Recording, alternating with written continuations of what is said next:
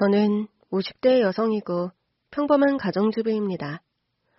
젊은 시절 저는 편집 디자인 일을 하다가 현재의 남편을 만나 결혼하며 일을 접고 가정에 충실한 삶을 살아왔어요. 저에게는 남편과 슬아이 한 명 있는 외동딸이 인생 최고의 보물들입니다. 특히나 저의 성정을 꼭 빼닮은 딸아이는 제 인생의 모든 것이나 다름없죠. 예, 경서야, 너 언제까지 그렇게 딸밥으로만 살 작정이니? 아, 엄마도 참. 세상 모든 엄마들이 다 그렇지. 왜 저만 보면 그런 타박이세요? 아, 네 학벌이나 스펙이 솔직히 가정주부로만 썼기엔 아까운 조건 아니냐? 네가 이리 남편이랑 딸만 바라보며 소뚜껑 운전만 할 줄 알았음? 그 큰 돈 들여 해외 유학은 왜 보냈나 싶다. 그래서 그게 이제 와서 아까우세요? 아, 우리 능력 있는 딸이 집에만 파묻혀 있는 것 같아서 그러지. 엄마, 제가 선택한 삶이고 전 가정에 충실해서 사는 지금이 너무 행복해요. 평양감사도 제 싫으면 그만이라는데. 네가 좋다는데 뭘 하겠니? 아휴. 요즘 젊은 엄마들 너 같은 여자들이 잘 없더라만. 암튼 경서 너는 별종이다. 집에만 있는 여자들 네 나이 되면 우울증 오고 그런다던데. 전 집 밖을 벗어나서 반나절 이상 우리 수민이 안 보면 바로 우울증 오는걸요? 아휴, 서자. 내가 널 두고 무슨 말을 하겠니? 친정엄마가 절 보시면 그런 타박을 하실 정도로 저는 가정에 충실한 삶을 살아왔습니다. 그렇다고 제가 루즈하고 긴장감 없는 삶을 사는 건 아니에요. 아침 5시면 어김없이 기상해서 저는 그날 일과를 가족들 중 누구보다 일찍 시작합니다.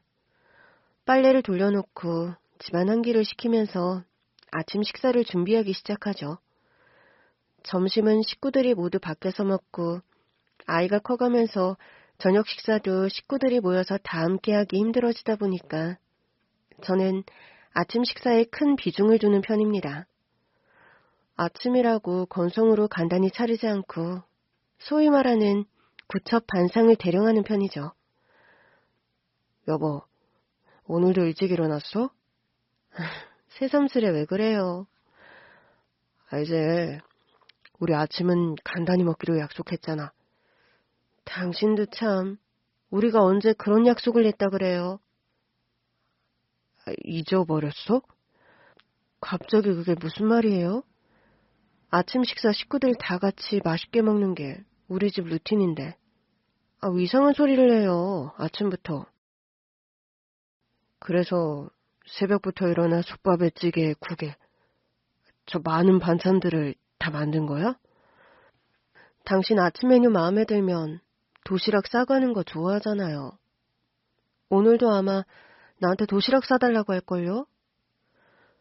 그런 말을 하는 저를 애잔하게 쳐다보는 남편이었습니다. 당신 왜 그렇게 슬픈 눈빛으로 나를 봐요? 아니, 아침부터 구첩반상을 대령해도 불만이에요? 아니야, 너무 좋아서 그래. 당신한테 고마워서.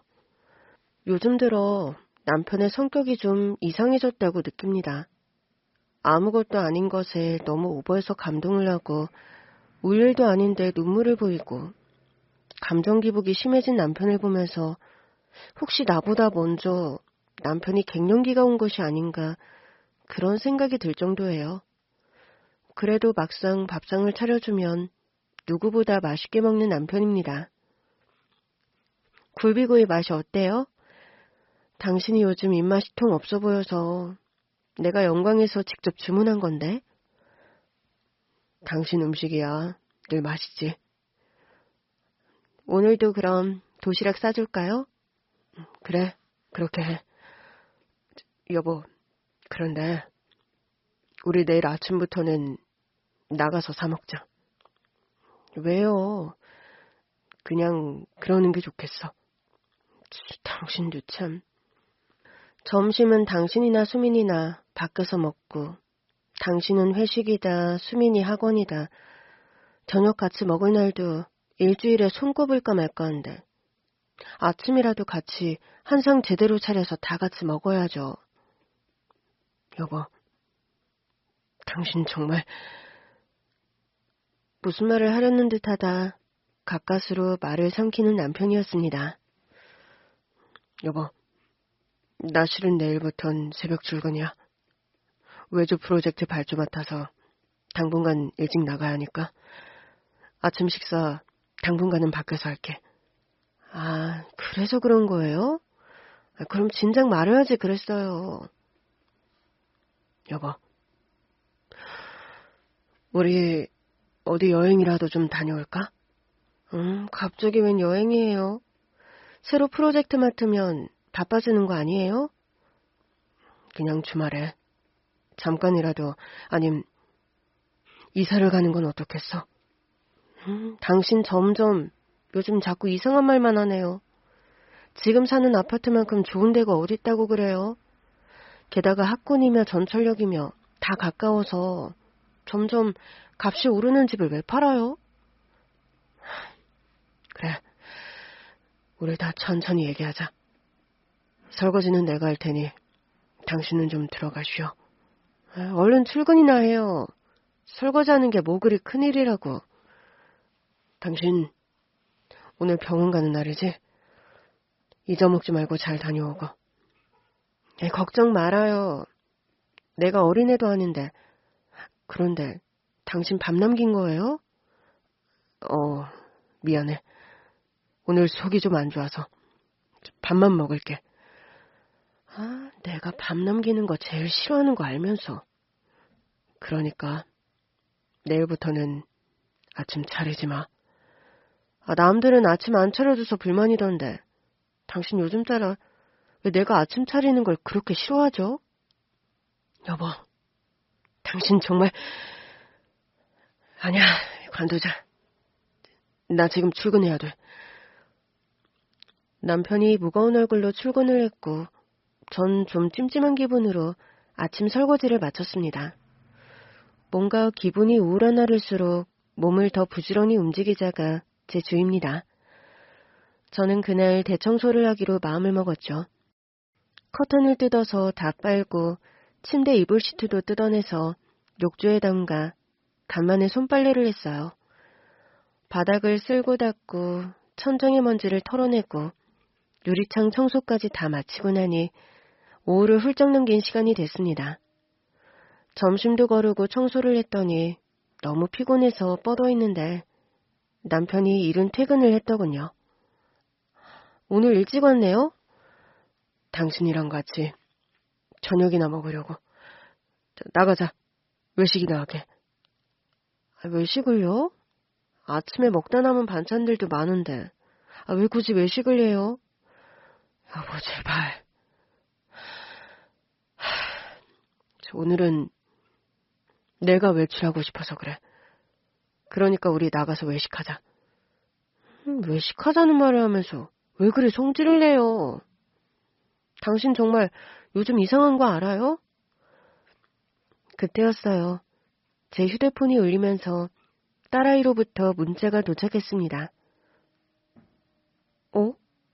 수민이한테서 문자가 왔네? 뭐라는 거야, 당신 지금? 수민이한테서 문자가 왔다고요. 학원 앞이라고 지금 픽업 좀 와달라네? 무슨 일이지? 오늘 학원 수업 늦게 끝나는 날인데. 당신, 제발 좀 그만할 수 없어?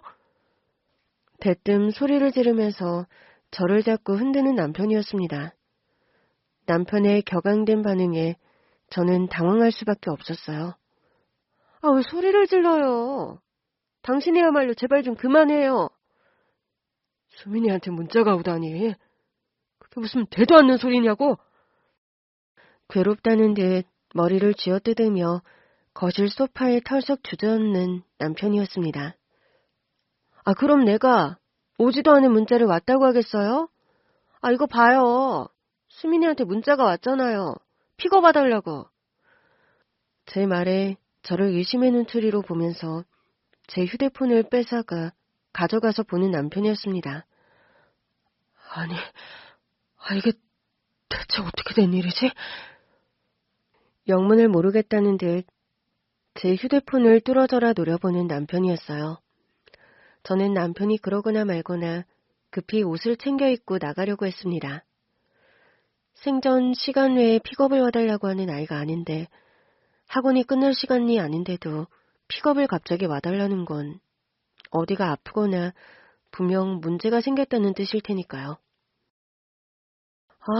수민이가 오늘 학원 수업 되게 중요하게 생각하는 수업인데 갑자기 와달라는 거 보면 어디가 많이 아픈가 보네. 당장 데리러 가야겠어요. 당신 제발 정신 차려. 우리 수민이 작년에 죽었잖아. 그런 말을 하면서 다급하게 현관문을 나서려는 저의 팔을 낚아채는 남편이었습니다. 그게 무슨 말이죠? 이거 봐요. 당신이 직접. 우리 수민이한테 온 문자가 맞잖아요. 저는 딸아이에게서 온 문자를 다시 남편에게 보여줬습니다. 그때였어요. 남편이 미친 듯이 내 손을 잡고 어디론가 뛰어가기 시작하는 거였습니다. 당신, 지금 어디 가는 거예요?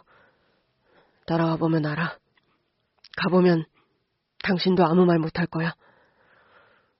남편이 저를 데리고 헐레벌떡 뛰어 도착한 곳은 다름 아닌 딸아이의 학원 앞이었어요. 아니, 어차피 수민이 데리러 올 거면서 차 몰고 오면 좋았잖아요. 당신 달려오면서 잔바람 쐬고 정신 좀 차리라고 불어 달려온 거야. 그게 무슨 말이에요, 대체? 왜 아까부터 되도 않는 소리만 하죠? 여보, 우리 딸 수민이는 죽었어. 3개월 전에 교통사고로 명을 달리했잖아. 뭐라고요? 우리 수민이가? 말도 안 돼. 우리 수민이는 살아있어요. 그러니까 이렇게 문자도 오죠. 당신도 봤잖아요. 저는 길바닥에 주저앉아 오해를 터뜨리는 남편을 일으켜 세우고 따지듯 남편의 옷깃을 잡고 흔들었습니다. 그때였어요. 누군가 저희 부부를 불러세우는 남학생의 목소리가 들린 것은요. 안녕하세요. 수민이 어머니 되세요? 저와 남편은 깜짝 놀라서 학원 입구를 쳐다봤습니다. 그런데 그 목소리의 주인공을 본 순간 저와 남편은 그 자리에서 기절할 정도로 큰 충격을 받고 말았습니다. 아니, 대체 어떻게 이런 일이... 너 누구니? 너 대체 누구길래 우리 딸 수민이 이름을 아는 거야? 그리고 왜... 어떻게... 우리 딸과 그렇게 똑같이 생긴 거야? 어? 남편이 넋이나간 듯 그 남학생에게 다가가 물었습니다. 저는 너무 충격을 받아서 그 자리에 얼음처럼 얼어붙어 버렸고요. 수민이가 명을 달리한 건 저도 알아요.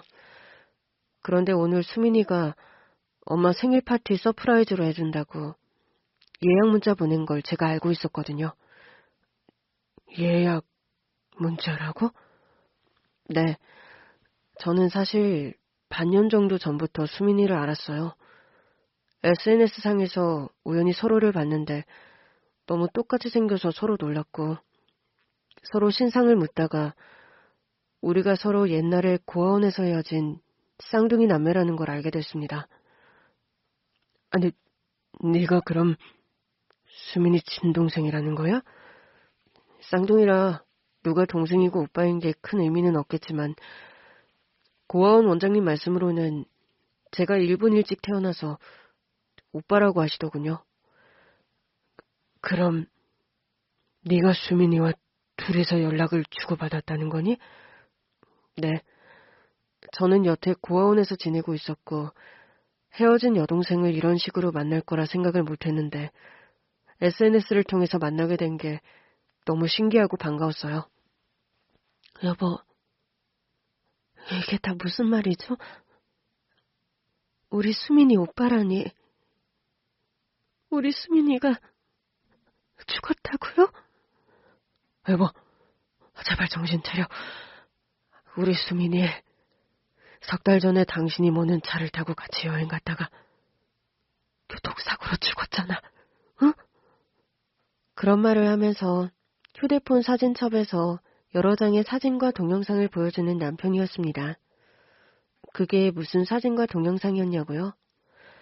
사진과 동영상은 모두 저희 딸 수민이의 장례식과 관련된 사진과 영상이었어요. 저는 그 사진과 영상들을 보고 오열하며 자리에 다시 쓰러지고 말았습니다. 우리 딸, 우리 수민이가 죽었다고요? 그런데 왜 나는 아무것도 기억이 나질 않는 거죠? 당신 그날 교통사고로 머리를 다치면서 그리고 충격 여파 때문인지 해리성 기억상실을 겪고 있는 중이야. 내가 기억상실증이라고요? 우리 딸 죽은 것도 모르고? 저는 실신 직전의 충격을 다시 받고 말았습니다. 겨우 심호흡을 하면서 죽을 듯이 기억을 돌이켜보니 잔인하게도 끊겨진 기억의 파편들이 하나둘 머릿속에 떠오르기 시작하더군요.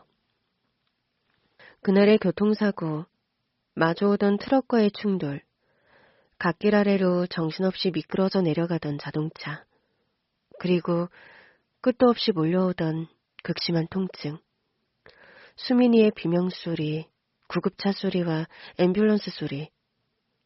제가 머리를 움켜쥐고 숨을 제대로 쉬지 못하고 있는데 저에게 다가오는 남학생, 수민이의 쌍둥이 오빠였습니다.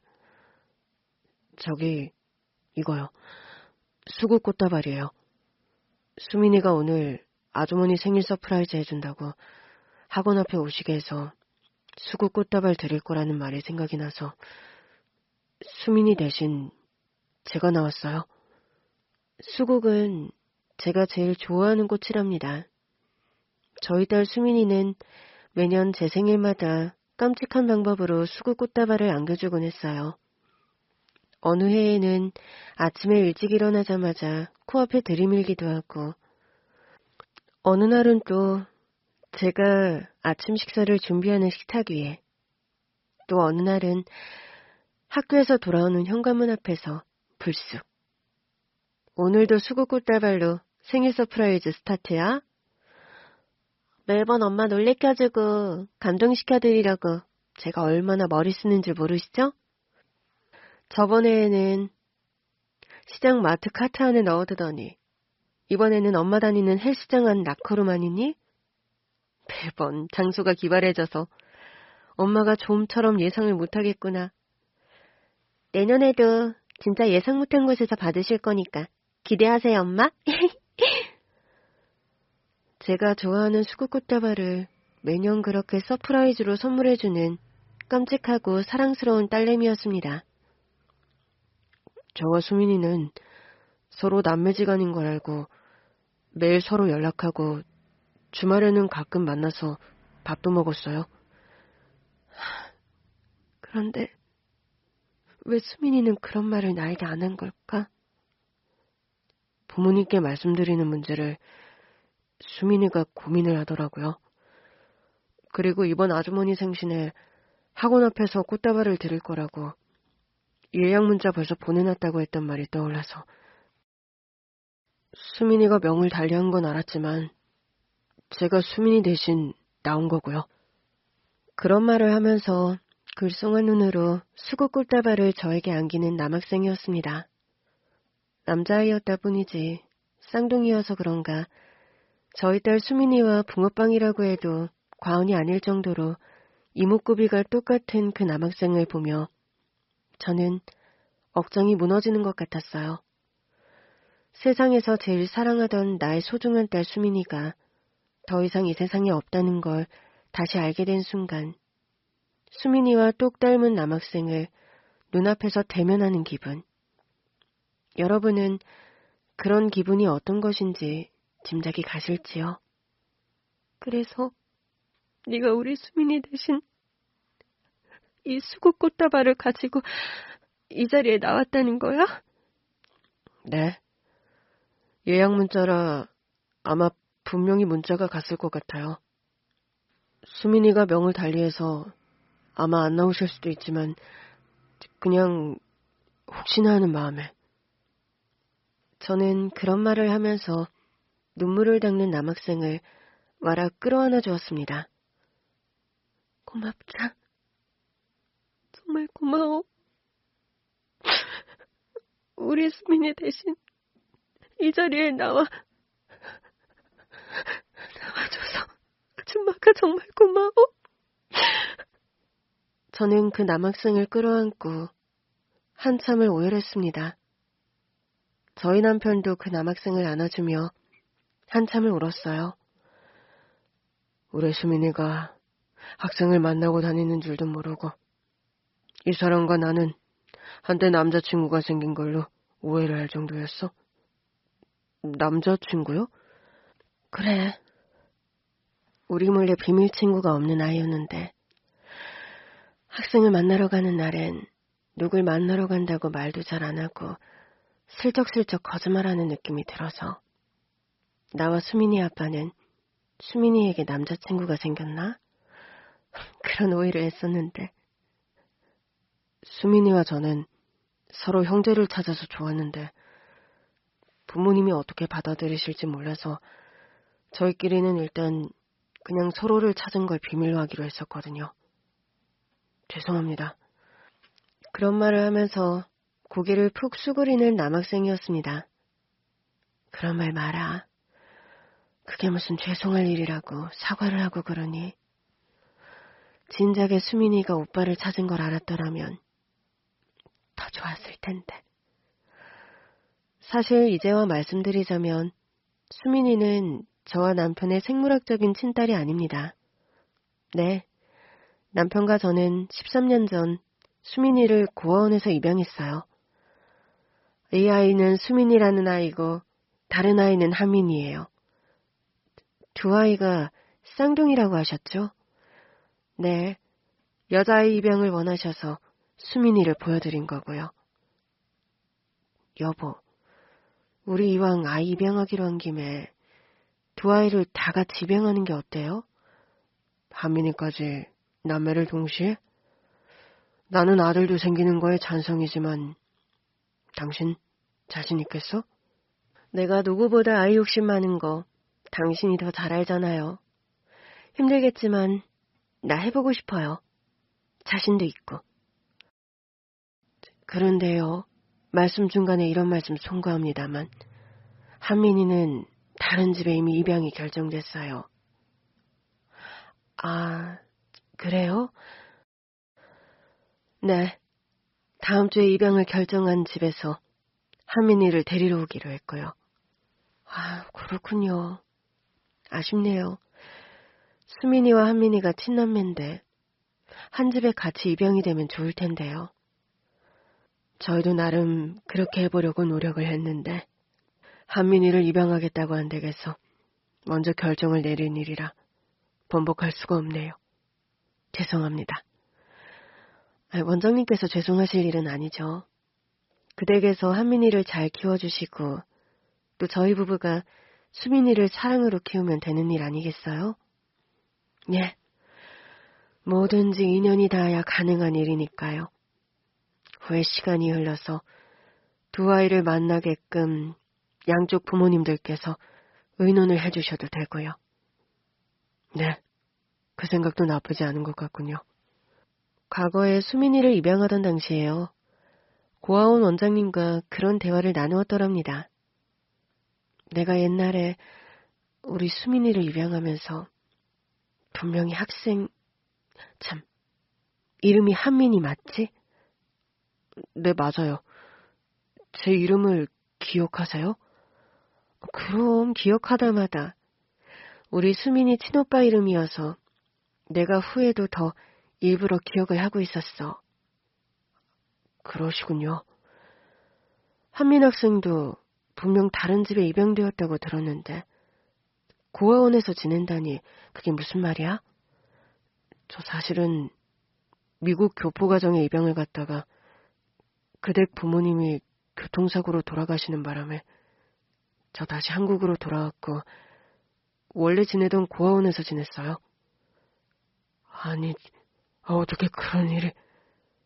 그럼 한국에는 언제 다시 돌아온 거야?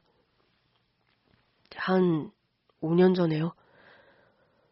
남학생, 아니 우리 수민이 오빠 한민이의 그 말을 듣고 저와 남편은 큰 충격을 받았더랍니다. 일단 저희 부부는 그날 한민이에게 저녁밥을 사 먹이고 용돈을 좀 쥐어주고 나서 돌려보냈어요. 집으로 돌아오는 길 남편이나 저나 마음은 무척 복잡한데 무슨 말을 꺼내야 할지 모르겠더군요. 돌아오는 차 안에서 먼저 침묵을 낀 건 저였습니다. 내가 기억 상실이라는 거 왜 말 안 했어요? 당신에게 그런 말 아예 안 한 거 아니었어. 몇 번 했는데 당신이 자꾸 까먹어서 요즘은 좀 포기 상태로 지냈고. 여보, 나 오늘 한민이라는 애를 만나서 충격을 받아서 그런지 이제는 정말 기억이 선명하게 하나씩 다 나는 것 같아요. 우리 수민이랑 내가 사고 나던 날, 나랑 수민이가 모녀여행 떠난다고 강원도로 다녀오던 길 맞죠? 당신, 이제 기억이 나는 거야? 덮어두려고 애쓰던 기억들인데 이제 다 기억나는 것 같아요. 딸을 떠나보내야 했던 날, 저는 딸과 함께 오랜만에 단둘이 여행을 다녀오던 길이었습니다. 딸의 시험기간이 끝났고 방학을 앞둔 어느 주말이었죠. 수민아, 오랜만에 엄마랑 둘이서 강원도 어떠니? 너무 좋죠, 엄마. 우리 저번에 가려고 했다가 못 들렀던 맛집에도 가요. 아이고, 이거 너무 모녀 둘이서만 신난 거 아니야? 아빠는 이번 주말에 바빠서 꼼짝 못하는데. 대신에 강원도 가니까 아빠 좋아하시는 오징어 사올게요. 딸을 데리고 모처럼 만에 여행을 떠난다고 신난 저였습니다. 차를 몰고 가는 길, 딸과 좋아하는 노래를 들으면서 어깨춤까지 춰가며 즐겁게 여행을 마치고 돌아오는 길이었죠. 서울로 돌아오던 길, 마주오던 덤프트럭이 저희 차를 덮치던 순간이 불현듯 떠올랐어요. 여보, 괜찮아? 조수석에서 과거의 끔찍한 기억이 떠올라 소리를 지르는 저를 보고 남편이 갓길에 차를 정차했습니다. 저는 사고가 나던 날의 악몽 같은 기억이 거짓말처럼 생생하게 떠올랐고 숨을 쉴 수 없는 지경에 이르렀어요. 수민이가 차 안에 갇혔는데 내가 꺼내주질 못했어요. 제가 몰던 차를 졸음운전을 하던 덤프트럭이 정면에서 들이받는 대형 사고가 발생했었습니다. 트럭과 충돌하며 저와 딸이 타고 있던 승용차는 고속도로 가드레일을 들이받고 가드레일 아래 절벽으로 떨어졌어요. 운전석에 저는 밖으로 튕겨서 나왔는데도 딸은 조수석에 눌려서 밖으로 나오지 못하는 상황이 됐습니다. 다친 와중에도 저는 벌벌 기다시피 해서 자동차 조수석으로 갔습니다. 딸아이의 희미한 음성과 밖으로 뻗은 하얀 손만이 가까스로 보이는 상황이었죠. 수민아, 괜찮니?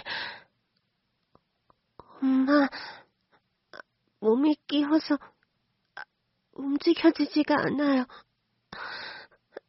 배랑 허리가 너무 아파요. 숨도 못 쉴 정도로. 조금만 기다려봐. 엄마가 신고했으니까 금방 구급차가 올 거야. 엄마, 나를 좀 꺼내줘요. 차가 위에서 막 나를 때리 눌러서 해가 끊어질 것 같아요. 엄마가 어떻게든 문을 한번 열어볼게, 수민아. 저는 안간힘을 써서 조수석 문을 열려고 했지만 찌그러뜨려진 채 뒤집어진 차체 안에서 문을 열기도 힘들었거니와 딸을 꺼내기에는 역부족이었습니다. 차량이 눌리면서 딸이 타고 있던 조수석이 아예 뭉개진 것처럼 납작해져 버린 상황이었어요. 이놈의 차문이 왜 이렇게 안 열리는 거야? 엄마, 나 좀 살려줘요. 이제 진짜 나 죽을 것 같아요. 딸은 계속 고통스러운 신음을 내지르면서 저에게 꺼내달라고 애원했습니다. 그런데 아무리 힘을 줘서 차량 문을 열려고 안간힘을 써봤지만 조수석 문은 열리지 않았습니다. 열려고 그 문을 열어서 우리 딸 수민이를 꺼내려고 그렇게 발버둥을 쳤는데도 기어코 그 문은 열리지 않았던 겁니다. 엄마, 너무 아파요. 허리가 너무 아파요. 수민아, 조금만 더 기다려줘. 엄마가 너 구해줄게. 조금만. 엄마. 어느 순간 딸의 희미한 신음소리마저 사라져버리더군요. 저는 미친 듯이 딸아이 이름을 부르면서 조수석 문에 매달리다시피 했어요. 자동차 창문을 깨보려고 했지만 그건 역시 역부족이었습니다. 울며 불며 딸아이를 구하려고 발버둥을 치다가 혼절하기 직전 구급차의 요란한 소리가 들려오더군요. 여기 우리 딸이 있어요. 저 안에 우리 딸 좀 구해주세요. 그 말을 마지막으로 저는 혼절하고 말았습니다. 저는 그 사고로 머리를 크게 다쳐 대수술을 받았고 수술에서 깨어났을 때 제가 들어야 했던 것은 딸아이의 사망 소식이었어요. 여보, 우리 수민이는? 제가 병원에서 눈 뜨자마자 뱉은 말은 그것이었다고 합니다. 여보, 그게 왜 묻는 말에 대답은 안 하고 우는 거야? 우리 수민이 어떻게 됐냐고 묻잖아. 여보, 수민이가 우리 곁을 떠났어. 부상이 너무 심해서 차 안에서 겨우 구조했는데 이미 꺼냈을 때 수민이는 명을 달리한 상태였어. 뭐라고? 거짓말이지. 그럴 리가 없어. 우리 수민이가 죽었을 리가 없어. 저는 미친 사람처럼 절규하며 울다가 다시 기절을 해버리고 말았다고 합니다. 저 역시 4시간이 넘는 대수술을 받은 상태였죠. 머리에 붕대를 칭칭 감은 채로 딸아이 장례식을 치렀습니다.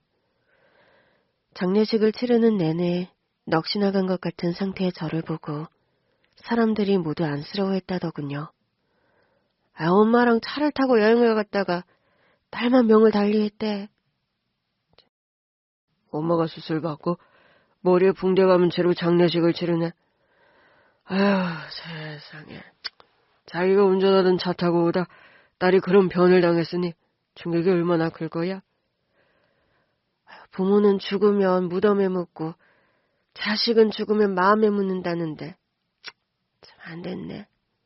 저 엄마 몰골이. 가슴이 찢어질 것 같은 고통으로 밤새 빈소에서 엉엉 울던 제 모습 또한 선명하게 기억이 나더군요. 그런 제 곁에서 제 등을 쓸어주며 위로하던 남편의 침통한 얼굴, 그리고 친정엄마의 걱정스러운 표정까지요. 경서야, 네가 아무리 속상해도 이렇게 곡기를 끊고 아무것도 안 먹으면 어쩌자는 거야. 엄마, 나 때문에 우리 수민이가 죽었어요. 내가 그 자동차 문을 빨리 열기만 했어도 우리 수민이를 구할 수 있었을 텐데. 그게 무슨 말이니? 너 지금 손톱 다 뽑혀나간 거 안 보여? 네가 죽을 뚱살뚱 문을 열려고 해봤지만 사고가 나서 망가진 문을 어떻게 열어? 여보, 수민이가 잘못된 건 비극이지만 그게 당신 잘못은 아니야. 누구보다 당신이 수민이 구하려고 애쓴 거 알아. 구급대원들도 1시간 넘게 겨우 낑낑대며 고생해서 겨우 수민이 끄집어냈어. 애초에 내가 강원도를 가자고 할 게 아니었어. 시험 끝난 애를 내가 출석맞게 밖으로 끌고 가서 이 사달이 난 거야. 수민아, 우리 딸 수민아. 저는 정신 나간 사람처럼 계속해서 울었고 장례식이 끝날 즈음에는 탈수증상까지 나타나서 결국 병원에 실려가고 말았다고 합니다. 그날이요. 당신이 아주 변해버렸어. 당신은 모르지? 그때부터 내가 기억이 오락가락했다는 거야? 수민이 장례식 치르고 당신이 한동안 좀 차분하길래 평정심을 찾은 줄 알았는데 그게 아니었어. 내가 기억장애를 겪으면서 그렇게 됐다는 거야? 당신이 수민이가 죽은 것까지 기억을 못하니까 이건 안 되겠다 싶어서 당신을 병원에 데려갔는데 의사가 그러더라. 해리성 기억상실증이라고. 해리성 기억상실증? 큰 충격이나 사고를 당해서 일어나는 일시적인 기억상실증이라고 말이야. 내가 수민이 잃은 충격을 감당을 못해서 아예 기억을 지워버렸던 거구나. 나도 그 얘기를 듣고 충격을 많이 받았는데 어떤 면에서는 차라리 잘된 일이라는 생각도 들었어. 멀쩡하던 사람이 기억을 잃었는데 그게 무슨 말이야. 당신이 수민이 떠나고 나서 너무 힘들어하니까 밥도 못 먹고 물 한 모금 못 마시고 너무 슬퍼만 하니까 정말 그러다 난 당신마저 수민이 곁으로 떠나는 줄 알았어. 여보, 걱정시켜서 미안해. 아니야. 당신한테 수민이는 전부였으니까. 당신처럼 오로지 인생 전부를 딸바라기로 살아온 사람한테 딸을 잃었다는 게 얼마나 큰 의미인지 내가 아니까 겁이 났어. 당신이 슬픔에서 헤어나오지 못하는 게. 그래서 차라리 다행이다 싶었다는 거야? 그래. 온 정신이 아니더라도 당신이 얼마간이라도 수민이를 잃은 슬픔에서 벗어날 수 있는 게 다행이란 생각이 들었어. 그래서 어느 순간부터인가는 나도 자꾸 당신에게 과거 사실을 상기시키는 일을 포기했던 거고. 난 그런 줄도 모르고 당신이 괜히 침통하고 우울하다고 말도 안 되는 오해를 했네. 비정상인 건 당신이 아니라 나였는데 말이야.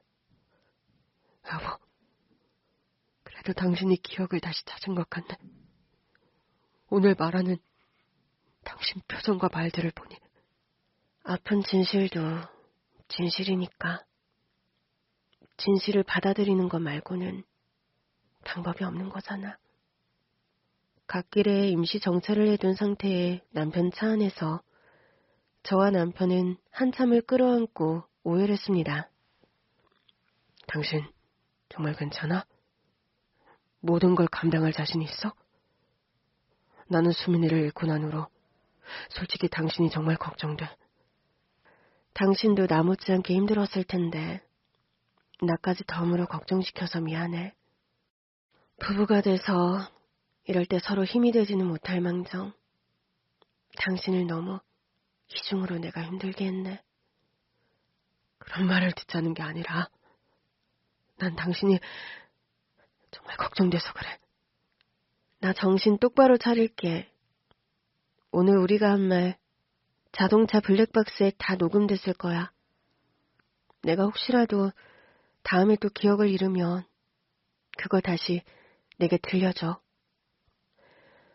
당신 상처를 또다시 후벼 파는 일이고 당신은 또 무너지고 말 텐데. 응? 무너지는 게 두려워서 바보처럼 언제까지 살 수는 없잖아. 그걸 반복하다 보면 나도 어느 순간엔 받아들이게 될 거야. 지금 마음으론 내일부터 내가 또 불어 기억을 지우는 일은 없을 것 같긴 하지만 여보, 당신의 전부, 우리의 전부였던 수민이를 비록 잃었지만 그래도 제발 나를 위해서 조금만 버텨주라. 나는 당신 없이는 살아갈 자신이 없다. 그런 말을 하는 남편을 제가 이번에는 꼭 안아주었더랍니다. 버틸게. 나 진짜 이를 악물고 버틸게, 여보. 남편과 그런 약속을 하고 집으로 돌아왔습니다. 그날 저는 잠들기 전에 바로 아침에 일어나면 처음 눈에 띄는 곳에 그런 메모를 적어두었어요. 사랑하는 나의 딸 수민이는 우리 곁에 없다. 하늘나라에 간 수민이를 받아들이자. 수민이를 위해서, 수민이 아빠를 위해서 무너지지 말자. 아무것도 지워버리지 않는다. 그런 저의 의식적인 노력 덕분일까요? 아니면 그날 수민이의 예약 문자를 받고 학원 앞에 나가서 만났던 수민이의 쌍둥이 오빠 한민이를 만난 충격 때문일까요? 그날 이후로 저는 더 이상 해리성 기억상실증 증상을 보이지 않게 되었습니다. 아픈 기억을 지워버리지 않는 대신 마음에 새겨진 상흔을 매 순간 하루하루를 올고지 감내해야 하는 힘겨운 일상이 시작되었죠. 엄마 다니시는 절이 어디라고 그랬죠? 절은 갑자기 왜? 나도 거기 매일 가서 기도도 드리고 108배도 하려고요. 그래, 잘 생각했다. 엄마랑 같이 다니자꾸나. 저는 매일 새벽에 일어나 친정엄마가 다니시는 사찰에 나가 108배를 드리는 것으로 하루 일과를 시작하게 됐습니다. 그 사찰이 바로 저희 딸 수민이의 49제를 드린 곳이기도 했죠. 엄마, 우리 수민이요. 좋은 곳에 갔겠죠? 그럼 좋은 곳에 가다마다. 어려서 일찍 세상을 뜨면 구할은 다 환생하거나 좋은 곳으로 간다더라. 거기다 수민이는 누구보다 심성이 착한 아이가 아니었니? 그러게요. 엄마 말씀 듣고 보니 그러네요. 아 참. 너 수민이 예약 문자 받고서 나간 데서 만났다는 그 남학생. 그 애는 후에 다시 만나봤니? 엄마, 안 그래도 그 남학생요. 한민이에 대해서 의논 드릴 일이 있어서요. 무슨 일인데 그래? 그 아이요. 한민이요. 그 애를 제가 아들로 입양하고 싶은데 엄마 생각은 어떠세요? 수민이 쌍둥이 오빠라는 그 애를 입양하겠다는 거니? 네. 안 그래도 옛날에요. 수민이를 입양할 때 그 아이를 같이 입양하려고 했었어요. 그런데 그때는 연이 안 닿으려고 해서인지 한민이를 입양할 집이 정해져 있어서 수민이와 한민이를 같이 입양 못했고요.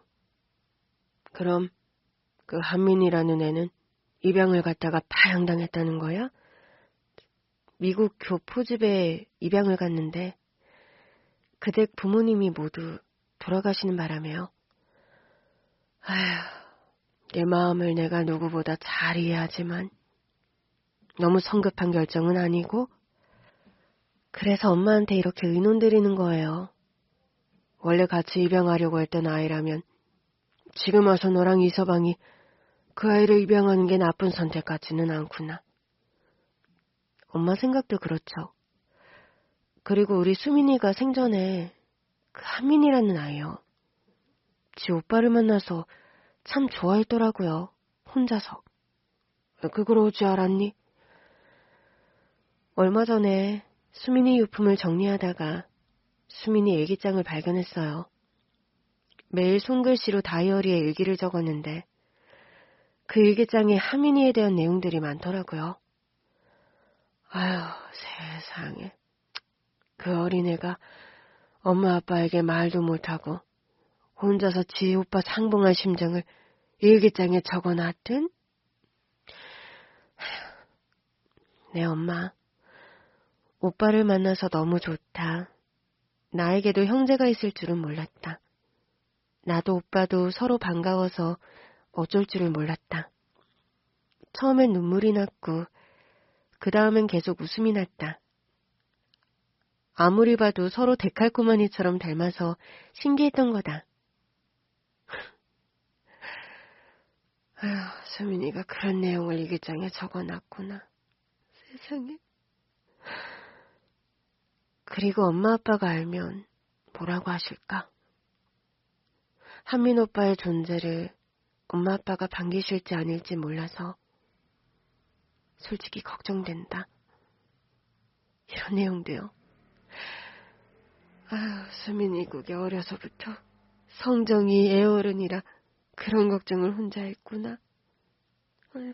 아유, 안쓰러워서 원. 저랑 수민 아빠요. 수민이가 몰래 시간 내서 지친 오빠 만나러 다니는 줄은 모르고 그새 남자친구가 생겼다고 걱정을 다 했으니까요. 수민이가 그래도 세상 떠나기 전에 지 오빠 얼굴이라도 보고 떠나서 다행이구나. 지나고 보니 그런 생각이 드네. 저도요, 엄마. 처음엔 한민이라는 아이의 존재를 알고 충격이었는데 시간을 두고 생각해보니까 수민이가 한민이를 보고 떠난 게 그나마 다행이라는 생각이 들더라고요. 쌍둥이 남매면 얼굴이 아주 많이 닮았겠구나. 네, 엄마. 저 처음에 그 한민이라는 아이를 보는 순간에요. 정말 우리 수민이가 남자애가 되어서 나타난 줄 알았어요. 일이 이렇게 되고 보니 그 한민이라는 아이와도 예사 인연이 아닌데 싶구나. 이서방과 잘 의논해서 결정하려. 그 아이를 입양하는 걸 수민이가 저 하늘 위에서 바라고 있을 것 같기도 하구나. 엄마 생각도 제 생각과 같으시네요.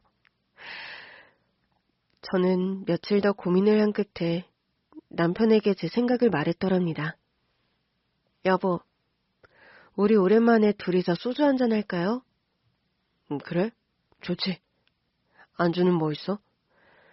당신 좋아하는 두부김치 했어요. 그래서 샤워하고 나오는데 이렇게 좋은 냄새가 났구나? 저는 남편과 소주잔을 기울이며 마음에 묻어두었던 결심을 꺼내 털어놓았습니다.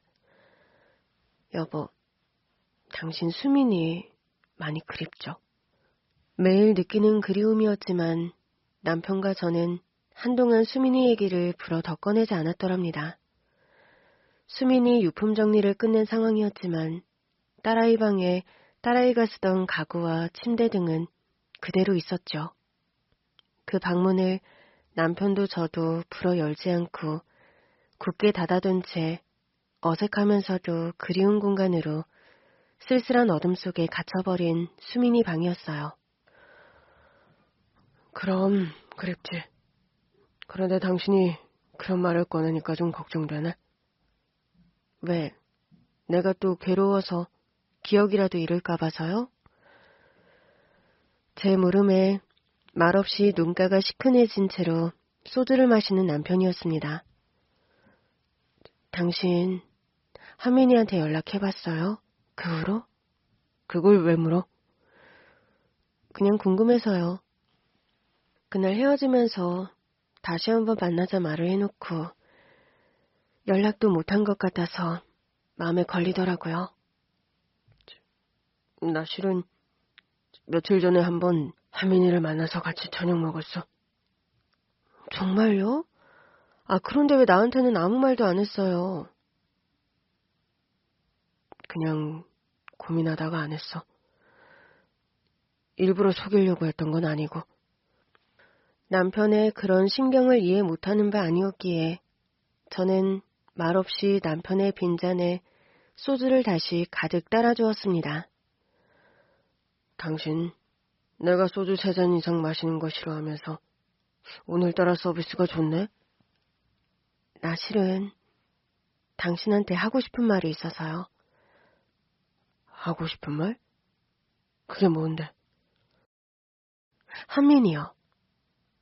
그 아이를 우리가 입양해서 아들로 키우는 게 어때요, 여보? 한민이를 우리가 다시 입양하자고? 네. 우리 어차피 13년 전에요. 수민이를 입양하면서 그 아이를 같이 입양하려고 했었잖아요. 여보, 당신이랑 나 정말 천생연분 같다. 그게 갑자기 무슨 말이에요? 엊그제 한민이랑 저녁 먹고 들어오는 길에 나도 그 생각이 들더라고. 한민이를 입양하는 게 어떨까? 어쨌든 양부모님을 잃고 다시 고아원에서 생활하는 한민이를 우리 부부가 데리고 와서 키우는 게 도리에 맞지 않나? 정말이에요, 당신? 내가 드신 밥 먹고 그런 쉰소리 하겠어? 단 그게 좀 고민이 되기는 하더라. 무슨 고민요? 당신이 수민이 잃고 아직 그 상실감을 극복도 못했는데 수민이와 똑 닮은 한민이를 바로 입양하는 게 괜찮을까? 수민이 대타로 한민이를 데리고 오는 것도 아닌데 한민이는 과연 우리 선택을 어떻게 받아들일까? 여보, 부부는 일편단심이라더니 어떻게 고민까지 내가 하는 고민과 똑같은 거랬어요? 저는 남편의 속마음을 듣고 왈칵 울음을 터뜨리고 말았더랍니다. 슬픔을 나누면 반이 된다는 말의 의미를 저는 그날 밤 절감했습니다. 양으로 나누어서 반이 되는 것이 아니라 제가 느끼는 아픔을 진심으로 같이 느끼는 누군가가 있다는 건 말로 설명할 수 없는 위로가 되는 일이더라고요. 나와 당신 마음이 똑같다면 이 문제 가지고 더 왈가불가할 것도 없겠다, 여보. 그러네요. 우리 오늘 소주 한 병 다 마시고 자자. 좋아요. 오늘만 특별히 한 병 다 마셔요. 나도 따라줘요, 여보. 저와 남편은 말없이 남은 소주를 함께 비웠습니다. 마지막 잔을 챙소리 나게 부딪히고 막잔을 마시더니 남편이 문득 그런 말을 하더군요. 여보, 수민이가 우리 선택 좋아라 할까? 좋아할 것 같아요. 수민이 일기장 보니까 한민이 만난 걸 너무 감격해서 좋아했더라고요. 수민이는 살아생전 한민이 존재를 우리한테 밝히고 싶어 했어요. 한민이 존재를 두고 수민이가 우리 눈치를 봤다는 게 마음이 아파. 그러게요. 이럴 줄 알았으면 남자친구가 생겼다고 의심이 갔을 때 누굴 만나는 거냐고 꼬치꼬치 캐물어보기라도 할걸. 여보, 이제 우리 후회 대신에 행동을 하자, 응? 네, 그래요. 아마 우리 선택 수민이가 잘했다고 칭찬해줄 것 같아요. 쓰디쓰고 독한 줄만 알았던 소주가 달게 느껴지는 묘한 밤이었습니다. 저나 남편이나 평소 주량이 무척 약한 편입니다. 소주 한두 잔, 맥주 한 캔이면 취하는 사람들인데 그날은 독한 소주를 한 병이나 다 마셨는데도 둘 다 취기 없이 말짱하더군요. 결국 저와 남편은 소주를 한 병 더 나눠 마시고서야 늦게 잠자리에 들었습니다. 다음 날 저와 남편은 이른 아침을 챙겨 먹고 고아원으로 향했습니다. 한민이를 데려오기 위한 절차를 밟기 위함이었죠. 여보, 그런데 우리 우선 한민이 의견을 물어봐야 하지 않을까요? 나 실은 얼마 전에 당신 몰래 한민이를 만났다고 했잖아. 네, 그랬죠? 난 그날 녀석과 저녁 먹으면서 소주를 반주로 마셨는데 한민이에게 물어봤었어. 우리 부부 아들로 입양되는 거 어떻게 생각하냐고. 그랬더니요? 그랬더니 한민이가 뭐라든가요? 자기는 좋다고, 그래주면 감사하다고 말하며 울더라. 그 얘기를 듣는데 저도 모르게 목이 메어왔습니다. 저희 부부는 그날 당장 입양 절차를 마치고 한민이를 집으로 데리고 왔어요. 한민아, 아줌마 아들이 되어줘서 고맙다. 아니에요. 제가 더 감사해요. 수민이 빈자리에 제가 들어오는 것 같아서 괜히 죄송하고요. 아우, 그런 말 절대 앞으로 하지는 마. 너는 그 누구의 대신이 될 수 없어, 한민아. 한민이 너는 한민이 너대로 너무 소중한 존재고 오늘부터 아줌마와 아저씨 아들이란다. 저와 남편은 양쪽에서 한민이를 꼭 안아주었습니다. 한민이를 데리고 오기 전에 수민이의 방은 한민이의 방으로 나름 리모델링을 거쳤습니다. 가구나 벽지 등을 남자아이 취향에 맞게 바꾸었고 옷이나 학용품 따위도 새로 장만을 했어요. 한민이를 데리고 집으로 돌아오는 길, 한민이와 저 남편은 수민이가 고이 쉬고 있는 추모원에 잠시 들렀습니다. 수민이 납골당은 처음 와보지? 네, 와보고 싶었는데 어디 있는지를 잘 몰라서. 그런 말을 하며 머리를 극적이는 한민이였습니다. 한민이는 수민이의 납골당 박스 안에 뭔가 작고 반짝거리는 배지 같은 것을 넣어주더랍니다. 한민아, 납골당 박스 안에 넣어준 게 뭐였니? 아, 저거요? 저거 수민이가 좋아하던 보이그룹 땡땡소년단 굿즈예요. 굿즈? 네. 인기 많은 연예인들이 팬들 상대로 만들어 파는 기념품 같은 건데 수민이가 저 배지를 가지고 싶어 했거든요. 한민이니가 수민이에 관해 아줌마보다 더 잘 알고 있었구나. 납골당 안에 수민이 사진을 보며 눈가가 시큰해진 한민이의 머리를 쓰다듬어 주었습니다. 저와 남편 한민이는 한동안 수민이의 납골당 앞에서 묵념을 했어요. 각자가 하고 싶은 말들을 마음속으로 쏟아낸 뒤 차를 타고 다시 집으로 돌아왔습니다. 한민이가 저희 부부의 아들이 된 지 이제 어느덧 한 계절이 지나갑니다.